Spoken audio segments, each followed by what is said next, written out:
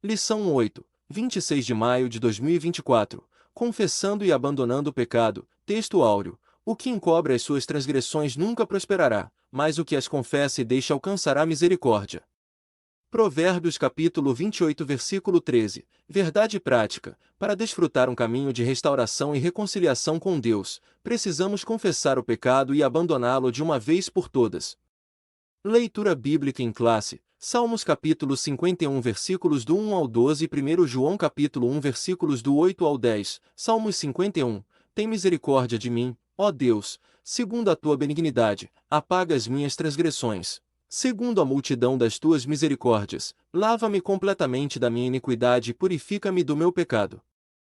Porque eu conheço as minhas transgressões, e o meu pecado está sempre diante de mim. Contra ti somente pequei, e fiz o que a teus olhos é mal, para que seja justificado quando falares e puro quando julgares. Eis que em iniquidade fui formado, e em pecado me concebeu minha mãe.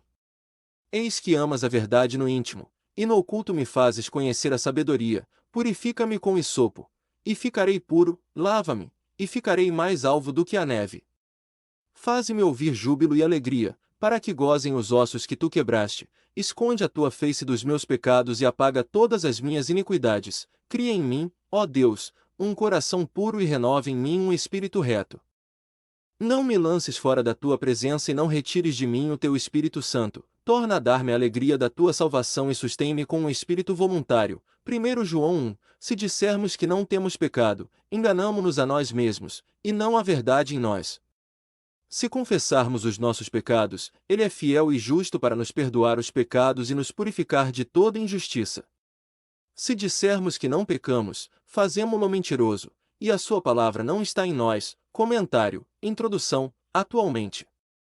Muitos acreditam que não é preciso confessar o pecado por denominá-lo a mera fraqueza ligada ao ambiente e aos aspectos hereditários. Nesta lição, veremos que a Bíblia não ensina assim. Em sua epístola, o apóstolo João escreve que o pecado é real e, por isso, é um perigo para a vida do crente, pois suas consequências são trágicas. A orientação bíblica é a de que, caso ocorra um pecado, ele deve ser confessado, abandonado como evidência do arrependimento para que o crente arrependido possa receber o perdão de Deus. Palavra-chave, confissão, e a confissão de pecado. 1. Definição. O verbo confessar, da palavra hebraica yada, aparece como jogar, atirar. Lançar, uma palavra que vem da raiz verbal de yada que significa estender a mão. Essa palavra está presente 900 vezes no Antigo Testamento, aparecendo com o sentido de tomar conhecimento, saber, reconhecer. A palavra aparece no no contexto de confissão de pecado. No Novo Testamento, o verbo grego para confessar é homologeu, que significa concordar com, consentir, conceder. Essa palavra é composta da raiz homou, junto de pessoas reunidas, e de logos, do ato de falar. A palavra homologeu ocorre 25 vezes no Novo Testamento. Há um verbo grego importante para confessar, exomologeu, que significa professar, reconhecer aberta e alegremente para a honra de alguém. Prometer publicamente que fará algo, comprometer-se com. Logo, podemos dizer que confessar é uma maneira de declarar o que se crê ou sabe. 2. A confissão bíblica de pecado. O ensino bíblico geral da confissão de pecado traz a ideia de reconhecê-lo e fazer a sua confissão, pois o perdão depende desse ato. Essa confissão pode ser no momento da conversão, ou depois dela, quando pecados cometidos podem ser contra Deus ou contra um irmão. Importante ressaltar, porém, que, segundo o ensino bíblico, era tão somente depois da confissão de pecados que se poderia viver verdadeiramente uma vida de oração e comunhão com Deus. 3. O símbolo da confissão de pecado. No ato da confissão de pecados, a pessoa reconhece de maneira autônoma os pecados cometidos e que, por isso, se encontra indigna de estar na presença de Deus. Ela reconhece a sua natureza pecaminosa diante do Altíssimo. Então, em arrependimento sincero e em confissão, busca o que lhe é garantido por meio da palavra de Deus, o perdão. Assim, quem experimenta o ato sincero e humilde da confissão de pecado alcança a misericórdia de Deus.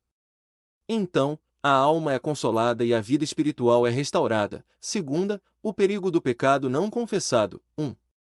Os males dos pecados não confessados. Quando lemos e analisamos Provérbios 28.13, percebemos que a confissão de pecado não se trata apenas de um ensino judaico, mas também cristão.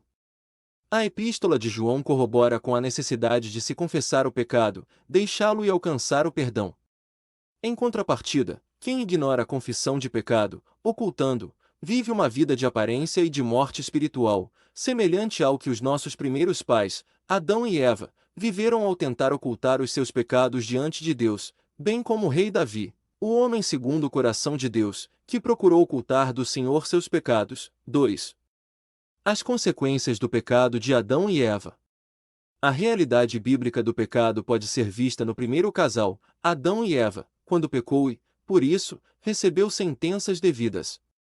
Além disso, nossos primeiros pais perderam o direito de viver no ambiente mais perfeito e belo que Deus criou.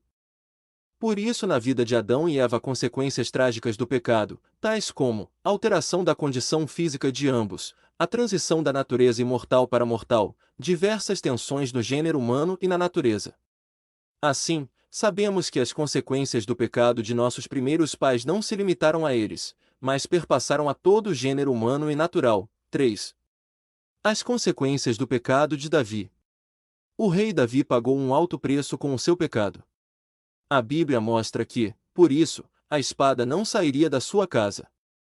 Os capítulos 11 e 12 de 2 Samuel revelam o conflito e o senso de culpa que marcavam a vida de um homem que, por certo tempo, ocultou o seu pecado, trazendo-lhe enfermidades morais e aflição que o levavam a gemidos.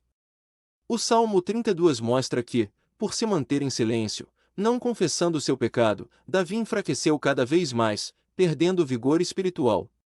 Já o Salmo 51 mostra a confissão de pecado do rei, reconhecendo todos os seus erros a fim de que eles fossem perdoados e o salmista purificado. Terceira, confissão de pecado, um caminho de cura e restauração, confessando o pecado a Deus. Segundo o ensino bíblico, a confissão de pecados deve primeiramente ser dirigida a Deus, por intermédio de seu Filho, pois só Ele pode perdoar os nossos pecados. Ao longo do seu ministério, o Senhor Jesus disse à mulher pecadora: "Os teus pecados te são perdoados." Na oração do Pai Nosso, o Senhor Jesus ensinou: "Pai, perdoa-nos as nossas dívidas, assim como nós perdoamos aos nossos devedores." Em 1 João 1, lemos que os nossos pecados devem ser confessados a Cristo. Dessa forma, perdoar pecado é uma prerrogativa de Deus Pai por intermédio do Senhor Jesus, mediante a sua obra no Calvário. Ocultar o pecado é decidir por trilhar uma jornada de sofrimento espiritual e emocional. 2. Alcançando cura e restauração. O texto áureo da presente lição nos lembra que ocultar o pecado é decidir por trilhar uma jornada de sofrimento espiritual e emocional. Mas quem deixa de lado o orgulho e a soberba para trilhar o caminho humilde da confissão de pecado vive uma vida mais leve. Não há nada mais restaurador que desfrutar das misericórdias do Senhor. Não há nada mais consolador do que confessar o pecado e deixá-lo definitivamente, pois assim encontraremos descanso para a alma. Todo esse processo de confissão e abandono de pecado revela a eficácia do ministério da reconciliação de Deus por meio de Jesus Cristo. Quem faz assim encontra o caminho de cura e restauração. Conforme lemos nas palavras do salmista: "Enquanto eu me calei, envelheceram os meus ossos pelo meu bramido em todo dia. Confessei-te o meu pecado e a minha maldade não encobri, dizia eu, confessarei ao Senhor as minhas transgressões, e tu perdoaste a maldade do meu pecado." Conclusão: em nossa caminhada cristã estamos sujeitos ao pecado. Encobri-lo e viver uma vida espiritual de aparência não é uma opção bíblica para o caminho da cura e da restauração. Logo, uma jornada de perdão só é possível com a confissão do pecado praticado e a resolução de abandoná-lo de uma vez por todas. Quem procede assim desfrutará das infindáveis misericórdias divinas. Revisando o conteúdo, 1. Qual ideia o ensino geral da Bíblia traz a respeito da confissão de pecado? O ensino bíblico geral da confissão de pecado traz a ideia de reconhecê-lo e fazer a sua confissão, pois o perdão depende desse ato. 2. O que a pessoa reconhece no ato de confissão de pecado? No ato da confissão de pecados, a pessoa reconhece de maneira autônoma os pecados cometidos e que, por isso, se encontra indigna de estar na presença de Deus. 3. O que podemos compreender em Provérbios 28.13, Quando lemos e analisamos Provérbios 28.13, percebemos que a confissão de pecado não se trata apenas de um ensino judaico, mas também cristão. 4. Segundo a lição. O que pode acontecer com quem ignora a recomendação bíblica de confessar o pecado? Ocultar o pecado é decidir por trilhar uma jornada de sofrimento espiritual e emocional. 5. Segundo o ensino bíblico, a confissão de pecados deve ser dirigida primeiramente a quem? Segundo o ensino bíblico, a confissão de pecados deve primeiramente ser dirigida a Deus, por intermédio de seu Filho, pois só Ele pode perdoar os nossos pecados.